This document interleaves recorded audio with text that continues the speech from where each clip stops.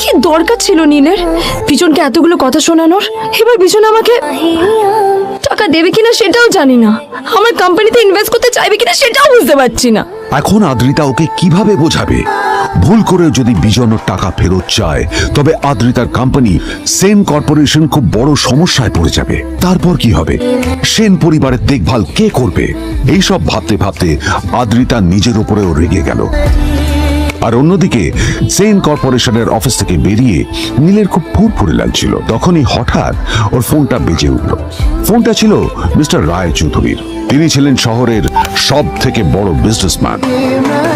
হ্যাঁ মিস্টার রায়চৌধুরী, আমি আপনাকেই ফোন করতে যাচ্ছিলাম। আমি একজন বিশেষ লোকের সাথে তোমার একটা মিটিং ফিক্স করেছি। ওর অ্যাড্রেস আমি তোমাকে টেক্সট করে দিয়েছি।